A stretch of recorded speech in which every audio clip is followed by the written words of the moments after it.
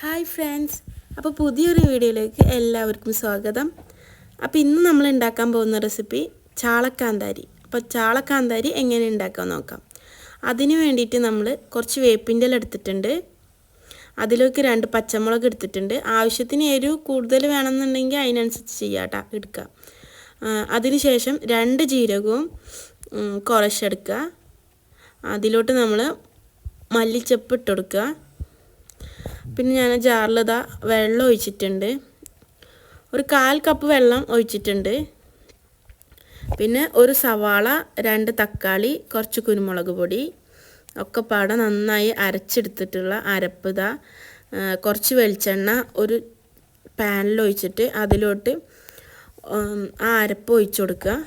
അതിന് ശേഷം ഒന്ന് ചൂടാവണമെന്നില്ല, ഒന്നുണ്ട് ഇതായി വരുമ്പം അതിലോട്ട് നമുക്ക് ഈ മത്തി ഇട്ട് കൊടുക്കാം. അരപ്പ് ഒഴിച്ചിട്ടേ ഉള്ളൂ കേട്ടോ, അപ്പോഴാണ് ഈ മത്തി ഇട്ട് കൊടുക്കുന്നത്.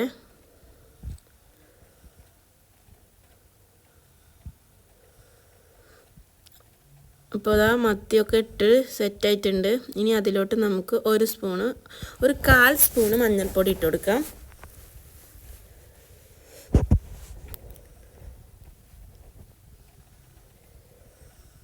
ഇനി ആവശ്യത്തിന് ഉപ്പിട്ട് കൊടുക്കാം.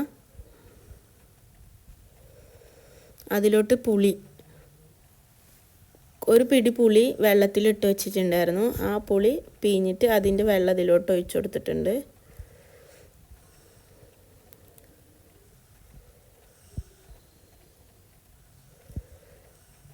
ചൂടുണ്ട്, പക്ഷേ ഓവറില്ല.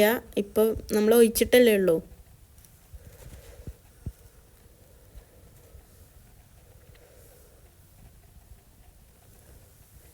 അപ്പോൾ നന്നായി നന്നായി മൂടി വെക്കുക.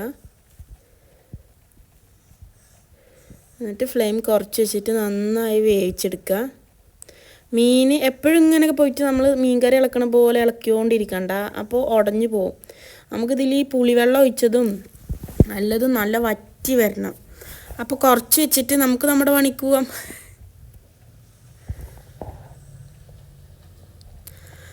എന്നിട്ട് ഒരു 5 മിനിറ്റ് അങ്ങനെ വന്ന് അതൊന്ന് തിള വന്നു കഴിഞ്ഞാൽ നമ്മൾ എന്ത് ചെയ്യുക, ഈ വെള്ളമൊക്കെ വറ്റിയിട്ട് ഒരു റോസ്റ്റ് പരിഭാവും. അപ്പോൾ ആ ടൈമിൽ നമ്മൾ എന്ത് ചെയ്യുക, ഈ വാഴൻ്റെ കൊടുന്നിട്ട് അതിൻ്റെ ഉള്ളിൽ വെച്ചിട്ട് ടോപ്പ് വെച്ചിട്ട് അടച്ച് വെക്കുക.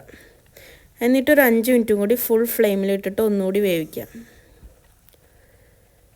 അപ്പം നമ്മുടെ ചാളക്കാന്താരി ഇവിടെ റെഡി ആയിട്ടുണ്ട്. അപ്പോൾ എല്ലാവർക്കും വീഡിയോ ഇഷ്ടമായാൽ ലൈക്ക് ചെയ്യുക, ഷെയർ ചെയ്യുക, സബ്സ്ക്രൈബ് ചെയ്യുക. പിന്നെ പുതിയൊരു വീഡിയോ ആയിട്ട് വീണ്ടും വരുന്നതായിരിക്കും.